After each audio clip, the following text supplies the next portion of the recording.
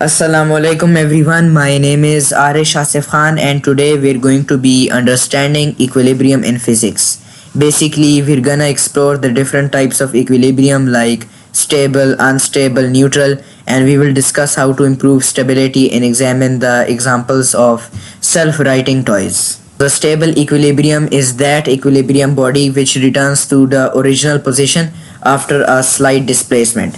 The center of mass arises when displaced and it lowers back. An example is a book tilted on a table, it returns to rest.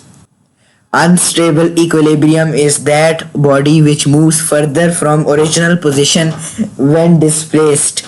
The center of mass falls when displaced, increasing the displacement. An example is a pencil balanced on its tip which topples over. A body stays in the new position when it is displaced and the center of mass remains unchanged during the displacement. An example of neutral equilibrium is when a ball on a flat surface stays wherever placed. Now, the summary of these equilibrium types. In stable equilibrium, the center of mass is low, and in unstable equilibrium, the center of mass is high, and in the neutral, the center of mass stays the same. Now, if I want to improve stability, I can lower the center of mass of an object, so that will increase stability. Or I can have a larger support area. A larger base of support will enhance my stability, and when the object is stable, the center of mass will vertically be stable beneath my support.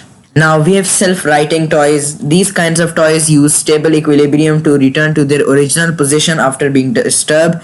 Their center of mass is designed to be below the pivot or a support point. An example is a balancing bird toy or a wobbling doll. They have weighted bottom cups and basically they use stable equilibrium to return to their original position. We have a toy which is known as egg-shaped self-balancing toy.